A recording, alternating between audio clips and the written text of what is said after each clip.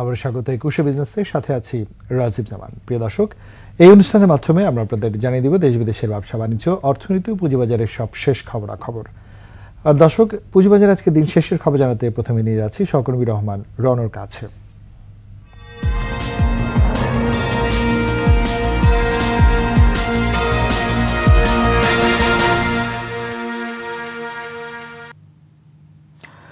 রাজীব জামান, আপনাকে ধন্যবাদ। জানিয়ে দেবো ঢাকা স্টক এক্সচেঞ্জের দিন শেষের খবরাখবর। রাজীব, আইসিবির ৩,০০০ কোটি টাকা ঋণ ছাড় পরবর্তী আজকের কার্যদিবসে অর্থাৎ প্রথম কার্যদিবসে আমরা দেখতে পাচ্ছি যে সারাদিন ধরেই কিন্তু সূচকের পজিটিভ ট্রেন্ড ছিল, তবে দিনের শেষে এসে আমরা দেখতে পাচ্ছি ডিএসসির প্রধান ইন্ডেক্সটি ব্রেক ইভেনেই অবস্থান করছে, অর্থাৎ অবস্থান করছে ৫,১৬৬ পয়েন্টেই গত কার্যদিবসের মতো। তবে লেনদেনের পরিমাণ কিন্তু বৃদ্ধি পেয়েছে গত কার্যদিবসের তুলনায়। আজকে আমরা দেখতে পাচ্ছি লেনদেন বৃদ্ধি পেয়েছে ১০০ কোটি টাকারও বেশি, শতাংশের দিক থেকে প্রায় ৩০% বেশি লেনদেন বৃদ্ধি পেয়েছে। রাজীব, আমরা দেখছিলাম যে ৪-৫ মাসের মধ্যে সর্বনিম্ন লেনদেনগুলো হচ্ছিল ৩০০ কোটি টাকার নিচে নেমে এসেছিল লেনদেন, সেখান থেকে লেনদেন বাড়াটা খুবই দরকার ছিল। আজকে ১০০ কোটি টাকা বেড়েছে, সামনে আরও বাড়বে সে প্রত্যাশা করছেন। এবং আসলে আইসিবির আসলে ইনভেস্টমেন্ট এখানে আসবে, কম দামে ভালো শেয়ার তারা কিনবে, বাজারে তারা একটা সাপোর্ট দেবে, সে প্রত্যাশা সবারই আছে। এবং তারা প্রত্যাশা করছেন যে নীতি সহায়তা আসলেই দরকারি মুহূর্তে, কারণ আস্থার একটা সংকট দেখা দিচ্ছে। আমরা কিন্তু পার্শ্ববর্তী দেশগুলোতে দেখেছি আস্থার সংকটের সময় কিন্তু সরকারের থেকে নীতি সহায়তা আসে এবং তারপরে কিন্তু আস্থা বৃদ্ধি পায়, এবং আস্থা বৃদ্ধি পেলে কিন্তু আমরা দেখি যে তারুলের আসলে অভাব হয় না। দেশি বিনিয়োগকারী অথবা বিদেশি বিনিয়োগকারী সবারই একটা ইনভলভমেন্ট আসলে দেখা যায়।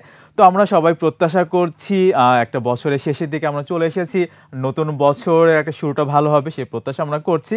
তো আজকে দিন শেষ পর্যন্ত আমরা দেখতে পাচ্ছি লেনদেনের পরিমাণ ছাড়িয়েছে ৩৮৩ কোটি টাকা, যেখানে গত কার্যদিবসে লেনদেনের পরিমাণ ছিল ২৭৮ কোটি টাকার মতো। এবং দিন শেষে দেখা যাচ্ছে লেনদেন হওয়া প্রতিষ্ঠানগুলোর মধ্যে দর বৃদ্ধি পেয়েছে ১৮৫টি, সেখানে দর হারিয়েছে ১৪৭টি এবং অপরিবর্তিত অবস্থায় রয়েছে ৭৩টি প্রতিষ্ঠানের শেয়ারের দর। এবং দিন শেষে সেক্টর মুভমেন্ট দেখা যাচ্ছে সবচেয়ে বেশি লেনদেন হয়েছে বস্ত্র খাতে। এই খাতে আমরা দেখতে পাচ্ছি লেনদেনের পরিমাণ ছাড়িয়েছে মোট লেনদেনের প্রায় ১৮%। এবং এই খাতে আমরা দেখতে পাচ্ছি লেনদেন হওয়া প্রতিষ্ঠানগুলোর মধ্যে দর হারিয়েছে প্রায় ২৬% প্রতিষ্ঠানের, অর্থাৎ দর হারিয়েছে 15টি প্রতিষ্ঠানে, সেখানে দর বৃদ্ধি পেয়েছে আমরা দেখতে পাচ্ছি প্রায় ৫৯% প্রতিষ্ঠানের, অর্থাৎ দর বৃদ্ধি পেয়েছে ৩৪টি কোম্পানির। দ্বিতীয় অবস্থানে ছিল ঔষধ খাত। এই খাতে লেনদেনের পরিমাণ ছিল মোট লেনদেনের প্রায় ১৬%।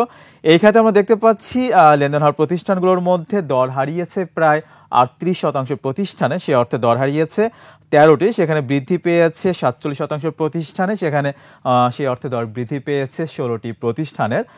তৃতীয় অবস্থানে ছিল ব্যাংকিং খাত। এই খাতে লেনদেনের পরিমাণ ছাড়িয়েছে মোট লেনদেনের প্রায় 10%। এবং এই খাতে আমরা দেখতে পাচ্ছি দর হারানোর সংখ্যাটা কিছুটা বেশি ছিল, দর হারিয়েছে 14টি, সেখানে দর বৃদ্ধি পেয়েছে 10টির এবং অপরিবর্তিত অবস্থায় ছিল 12টি প্রতিষ্ঠানের শেয়ারের দর। এই খাতে লেনদেনের পরিমাণ ছাড়িয়েছে মোট লেনদেনের প্রায় 10%। এর পরবর্তী অবস্থানগুলোতে ছিল প্রকৌশল খাত। প্রকৌশল খাতে লেনদেনের পরিমাণ ছিল মোট লেনদেনের প্রায় 9%। এবং এই খাতে আমরা দেখতে পাচ্ছি দর হারানো কোম্পানির সংখ্যাটা বেশি ছিল, দর হারিয়েছে 22টি, সেখানে বৃদ্ধি পেয়েছে 16টির। এর পরবর্তী অবস্থানে ছিল খাদ্য খাত। খাদ্য খাতে লেনদেনের পরিমাণ ছিল মোট লেনদেনের প্রায় 8%। এবং এই খাতে আমরা দেখতে পাচ্ছি দর বৃদ্ধি পেয়েছে 13টি প্রতিষ্ঠানে, সেখানে দর হারিয়েছে কিন্তু 8টি প্রতিষ্ঠানের। এছাড়া জানিয়ে রাখছি টাকার অঙ্কে লেনদেনের শীর্ষে যে কোম্পানিগুলো অবস্থান করছে তার মধ্যে প্রথমে ছিল সাহাম কটন, এর পরবর্তী অবস্থানগুলোতে ছিল Beximco Pharma, Orion infusion, Lovello, Asiatic laboratories এবং ডিএসএসএল। তো এই ছিল ঢাকা স্টক এক্সচেঞ্জের দিন শেষের খবরাখবর। রাজীব। রহমান রান, আপনাকে অনেক ধন্যবাদ। দর্শক, আমরা শুনছিলাম ঢাকা স্টক এক্সচেঞ্জ আজকে দিন শেষের খবরাখবরগুলো। এবারে নিয়ে নিচ্ছি ছোট্ট একটি বিজ্ঞাপন বিরতি, আমাদের সাথেই থাকুন।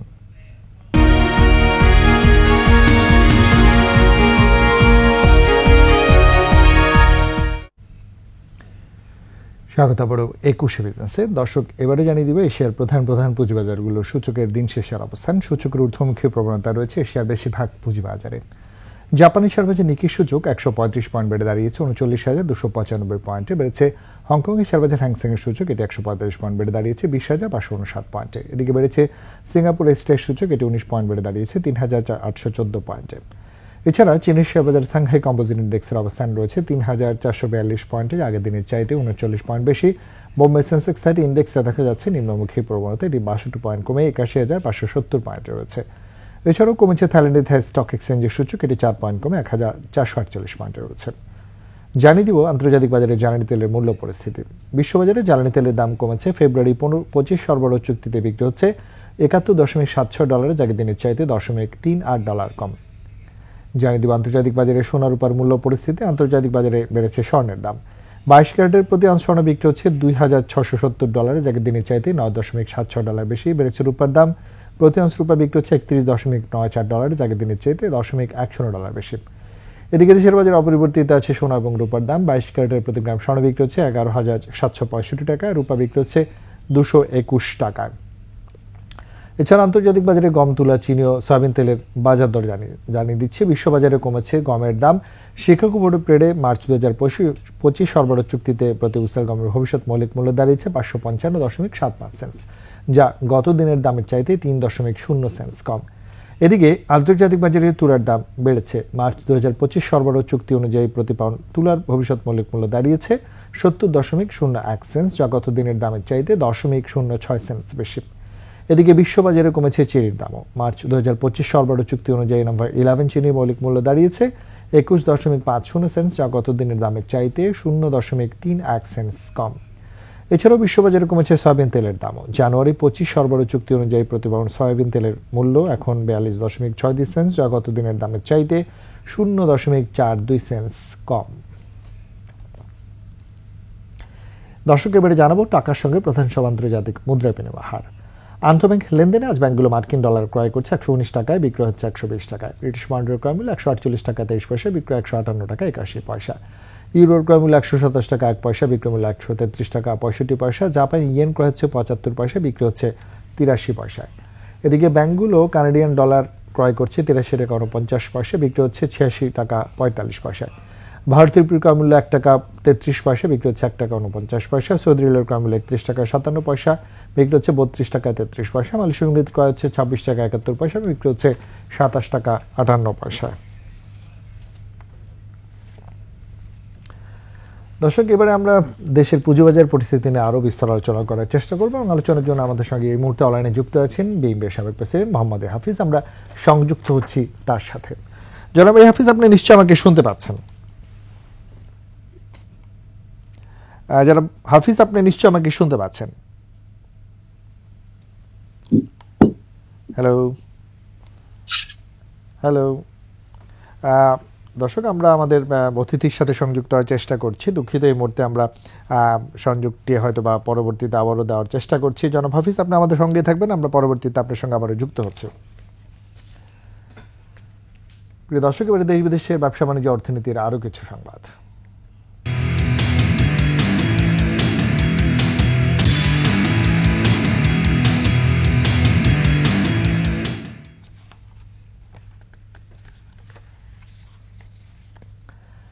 সাবেক প্রধানমন্ত্রী শেখ হাসিনা তার ছোট বোন শেখ রেহানার ব্যাংক হিসাবে তথ্য তলব করা হয়েছে। এছাড়া শেখ মুজিবুর রহমান মেমোরিয়াল ট্রাস্ট এবং চৌধুরী জাফরুল্লাহ সারাফাতের ব্যাংক হিসাবে তথ্যও চাওয়া হয়েছে।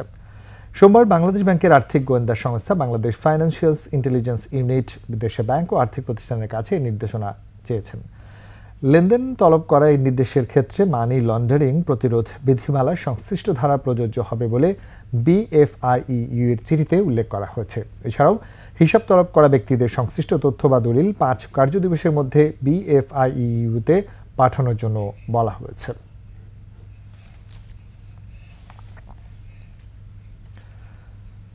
কম হোক বেশি হোক, সব নাগরিককেই ভ্যাট ট্যাক্স দেওয়া উচিত বলে মন্তব্য করেছেন অর্থ উপদেষ্টা সালাউদ্দিন আহমেদ। ভ্যাট দিবস ও ভ্যাট সপ্তাহ উপলক্ষে আয়োজিত সেমিনারে প্রধান অতিথির বক্তব্যে তিনি এসব কথা বলেন। নাগরিকই ট্যাক্স দেওয়া দরকার। হয়তো সবাই একই হারে ট্যাক্স দেবে না, যার যার আমরা সাধারণত বলে এবিলিটি টু পে, তাই না, যে যার যতটুকু আছে সেটা দেবে। আর এই অনেক সময় সমতা বলে, সমতা মানে একদম সবাই যার যতটুকু সেটা দেবে এবং প্রিন্সিপালটা ঠিক রাখার ট্যাক্সের বেশি থাকে। অতএব সেইভাবে কম বেশি সবাইকে দিতে হবে। বোতলজাত সয়াবিন তেল ও খোলা তেলের দাম প্রতি লিটারে 8 টাকা বাড়ানো হয়েছে। বাণিজ্য মন্ত্রণালয়ের ভোজ্য তেল পরিস্থিতি নিয়ে সাংবাদিকদের ব্রিফ করে দাম বাড়ানোর সিদ্ধান্ত জানানো হয়। সয়াবিন তেলের নতুন দর তাৎক্ষণিকভাবে কার্যকর হয়েছে। মফির রহমানকে সাথে নিয়ে আরো জানাচ্ছেন তৌহিদুর রহমান। ভোজ্য তেলের বাজারে কয়েকদিন ধরেই অস্থির। এ অবস্থায় বাড়ানো হলো সয়াবিন তেলের দাম।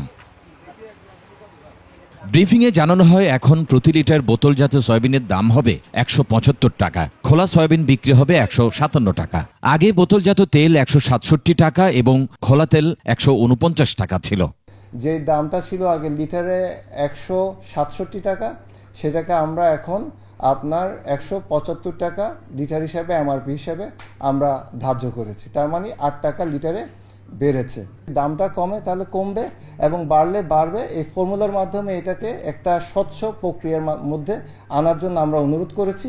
ওনারা মাসে একবার বসার জন্য সম্মত হয়েছেন। বাণিজ্য উপদেষ্টা বলেন, বিশ্ববাজারে সয়াবিন তেলের দাম অনেকটাই বেড়েছে, যেই কারণে দেশে স্থানীয় মজুতদারিও বেড়েছে।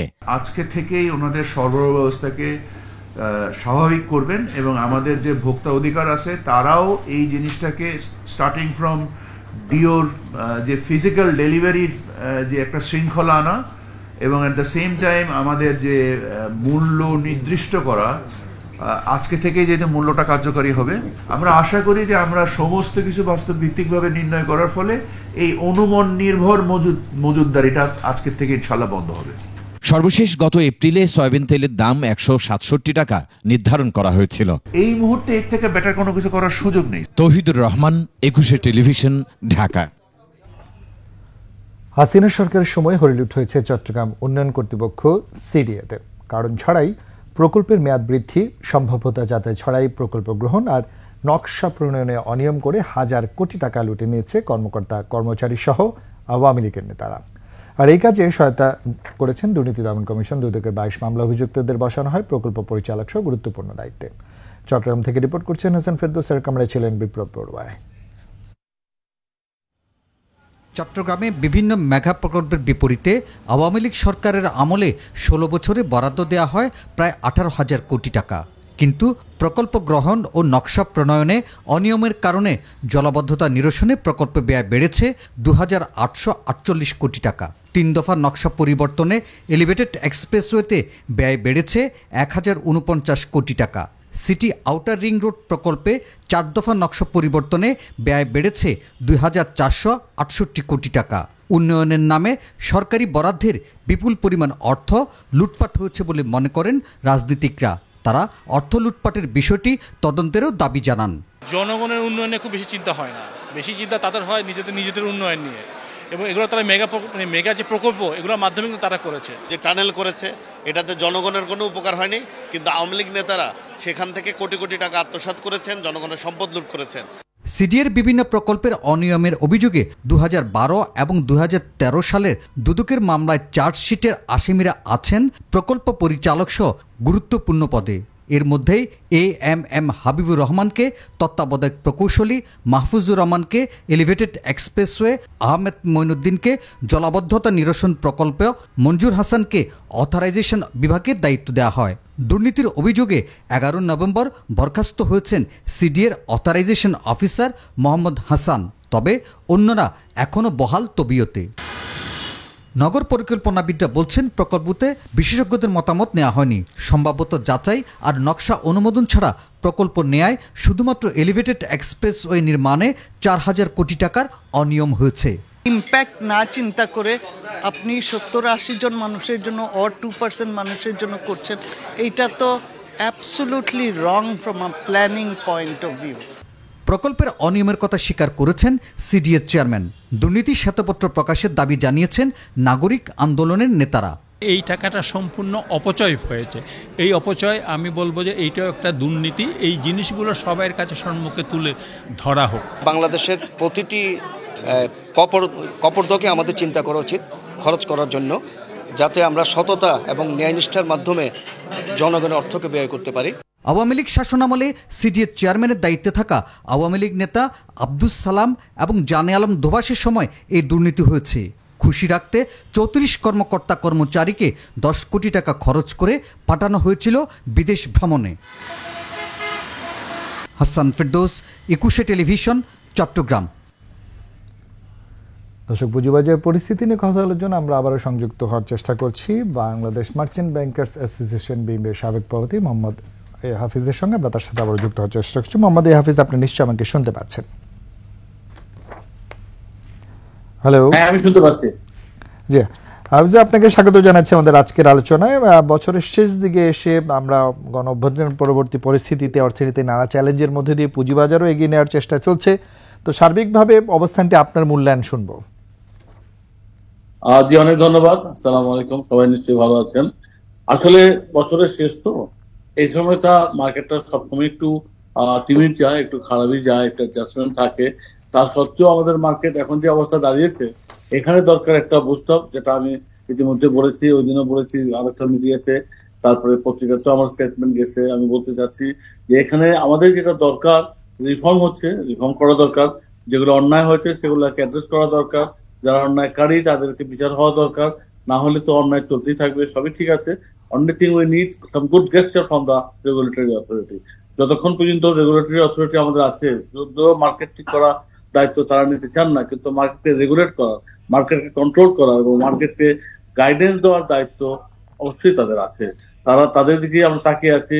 মাননীয় চেয়ারম্যান সাহেব নতুন এসেছেন, ওনার আস্তে আস্তে ওনার অভিজ্ঞতা বাড়ছে এবং তার টিম নিয়ে, এসএসসি টিম নিয়ে উনি যখনই একটা গুড গেস্টার দিবেন মার্কেটে, মার্কেট ইজ কামিং আপ। এবং একই সাথে আমি কিন্তু আরেকটা জিনিস বলেছি যে আমাদের দেশে এখন যেটা দরকার, হতে পারে আমাদের দেশে এখন ফান্ড পজিশন ভালো না, কিন্তু আমরা অনায়াসে যে পজিশন আমাদের আছে মার্কেটে, যে প্রাইস লেভেল আছে, আমরা আমাদের ইয়েকে ইনভাইট করতে পারি, আমরা আমাদের ফরেন ইনভেস্টমেন্টকে অ্যালাউ করতে পারি, ইনভেস্ট করতে পারি, তাদেরকে কল করতে পারি। অনেক ফরেন ইনভেস্টার এখানে আছে, বিশেষ করে চাইনিজ বিনিয়োগকারীরা যারা ঢাকা স্টক চেঞ্জে যারা শেয়ার কিনেছেন, তারা কিন্তু বসে আছেন আমাদের পাশেই বসে আছেন। তাদেরকে যদি আমাদেরকে বিনিয়োগে নিয়ে আসতে পারি, যেটা হবে আমাদের প্রাইম উদ্দেশ্য এখন হওয়া উচিত, তাইলে আমাদের মার্কেট একটা বড় ধরনের বুস্ট আপ আমরা দেখতে পাবো। কারণ এই জাপানিজ ইনভেস্টাররা, এই যে সেনজিয়ান স্টক চেঞ্জ বা সাংহাই স্টক চেঞ্জে যারা, এরা যেখানেই গিয়েছেন তারা কিন্তু মার্কেটে ভালোর জন্য কাজ করেছেন, বিকজ তারা নিজেদের স্বার্থেই ভালোর জন্য কাজ করবেন, সাথে তো আমাদের স্বার্থটা জড়িত আছেই।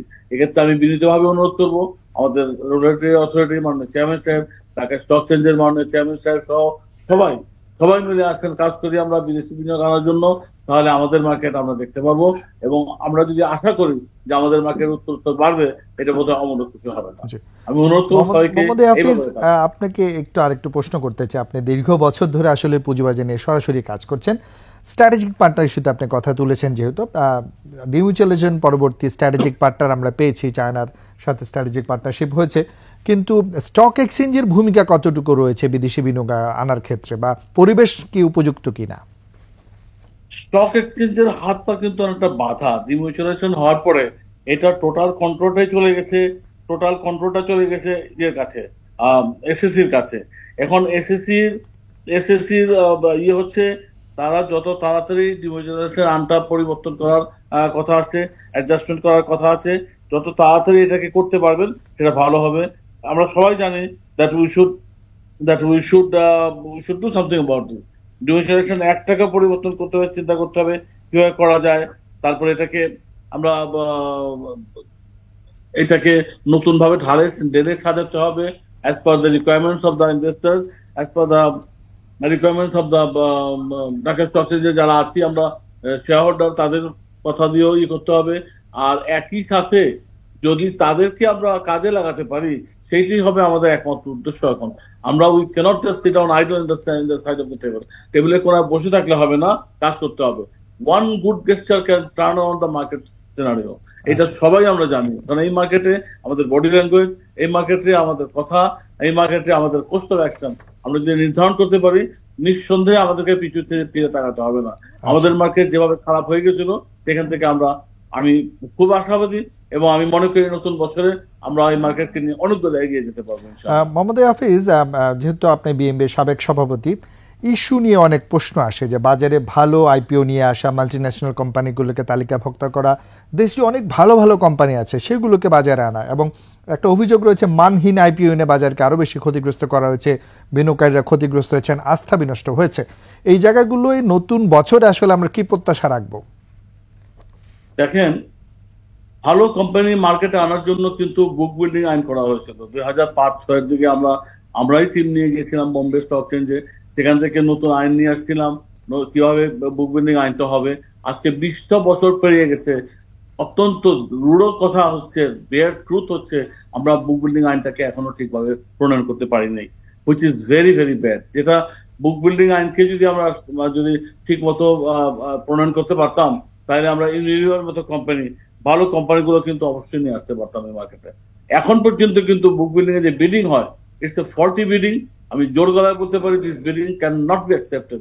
মাত্র 10 মিনিটের ভিতরে সব শেয়ার বিক্রি হয়ে যায়। How can, where they got this system, I don't understand. আমি স্পষ্ট কথা এই জন্য বলি, because we have nothing to lose, we are doing for the good of the capital market. এখানে যদি ভালো কোম্পানিকে আমরা নিয়ে আসতে পারি, নিঃসন্দেহে দেখেন আমরা গ্রামীণ ফোন এনেছিলাম, গ্রামীণ ফোন দিয়ে কি কোনো লস হচ্ছে?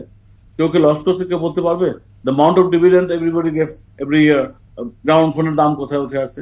ভালো কোম্পানিকে সুযোগ দিতে হবে এবং আসার জন্য তাদেরকে যদি ন্যায্য প্রাইস না দেওয়া হয়, তাদের যদি জাস্টিফাইড প্রাইসটা না দেওয়া হয়, তাদের প্রাইস তো আপনি ডিক্টেট করতে পারেন না। Who are you to dictate the price? So unfortunate matter it is. আমি বলতে বাধ্য হচ্ছি, it is really really unfortunate matter. You are not, I am not, nobody is to dictate the price. The price will be dictated, price will be determined by the investor, price will be determined by the buyer. সেখানে আপনি কেন আমাদের নাক গলাবেন? Unfortunately আমার বুক building আইনটাকে যদি ভালো মতো না হয়, আমি বলতে পারি কোনো ভালো কোম্পানি এই মার্কেটে আসবে না। It's the time to look around, to go back end সিদ্ধান্ত নিতে হবে আমাদের বুক বিল্ডিং আইন পরিবর্তন করার জন্য। ভালো কোম্পানি অবশ্যই আমরা দেবো। জনাব হাফিজ, আমরা একবারে শেষ দিকে, আমরা এই বছরের শেষ দিকে নতুন প্রত্যয়ে বাংলাদেশ ঘুরে দাঁড়ানোর প্রচেষ্টা চলছে অভ্যুত্থান পরবর্তী সময়, এবং আমাদের পুঁজিবাজারে যেন সমান গতিতে এগিয়ে যায়, বিনিয়োগকারীরাও যেন সচেতন হন। যাওয়ার আগে তাদের উদ্দেশ্যে যদি আপনি কিছু বলেন। বিনিয়োগকারীদের জন্য নতুন বছরে যদি আপনার কোনো পরামর্শ থাকে। আমরা মানুষ আশাবাদী, আমরা হোপফুল। আমরা যারা ক্যাপিটাল মার্কেটে আছি, এখানে আমরা অনেক কিছু হারিয়েছি, আবার অনেক কিছু পেয়েছি। এখানে প্রত্যাশার জায়গাটা যেমন প্রবল, তেমনি ভাবে আমরা হারিয়েছি, সেখানেও আমাদের শোক আছে। এই বছর এবং গত বছরে আমরা অনেকেই লস করেছি, একদল লোক প্রফিট করেছে। যারা করেছেন তাদের কথা আমি নাই বললাম, কিন্তু যারা লস করেছেন তাদের জন্য ডেফিনেটলি আমরা মর্মাহত, দুঃখিত। নতুন বছরে নতুন আইন প্রণয়ন করার ফলে এসএসসি চেয়ারম্যান সাহেব সহ তার টিম যদি সুন্দরভাবে এটাকে হ্যান্ডেল করেন, নিঃসন্দেহে আমরা তাকে গলায় মালা দিব, তাদেরকে আমরা সম্বোধন দেবো, তাদেরকে বলবো যে আপনাদের জন্য মার্কেট ভালো হয়েছে এবং you are the right person to control this market, you are the true regulator which you have been waiting for. আমরা সেই অবস্থাতে যেতে চাই। আমরা দেখতে চাই regulator is doing the correct step. এবং যে কোনো আইন প্রণয়নের ক্ষেত্রে আমি ওই কথা বলেছিলাম ওই দিনও, আইন প্রণেতার হতে হবে এক্সপিরিয়েন্স উইথ উইজডম। একজন আইন প্রণেতা যদি মিস্টার না থাকে, এক্সপিরিয়েন্স এন্ড উইজডম যদি না থাকে, মেবি হি ইজ এডুকেটেড, অনেক কিছু হতে পারে, he or his law, his determined law can not be fruitful. আমি ব্যর্থহীন ভাষায় কথাটা আবারও বলবো, বারে বারে বলবো। জি, আমরা প্রত্যাশা রাখছি অবশ্যই নতুন বছরে নতুন প্রত্যয়ে বাংলাদেশ এগিয়ে যাবে, সাথে বাংলাদেশের পুঁজিবাজার এগিয়ে যাবে। আপনাকে অনেক ধন্যবাদ আমাদেরকে সময় দেওয়ার জন্য। শুভেচ্ছা সবাইকে, নতুন বছরের শুভেচ্ছা, অগ্রিম শুভেচ্ছা। অনেক ধন্যবাদ। ধন্যবাদ আপনাকে। প্রিয় দর্শক, এতক্ষণ পুঁজিবাজার পরিস্থিতি নানা দিক দিয়ে আমরা কথা বলছিলাম বিএনবির সাবেক প্রেসিডেন্ট মোহাম্মদ হাফিজের সঙ্গে। এবারে এর সাথে শেষ করছি আজকের একুশে বিজনেস। আগামীকাল সকাল 10:30টায় আবার ফিরে আসবে একুশে বিজনেসে নিয়মিত সব আয়োজন নিয়ে। দেখার আমন্ত্রণ রইল, একুশের সঙ্গেই থাকুন।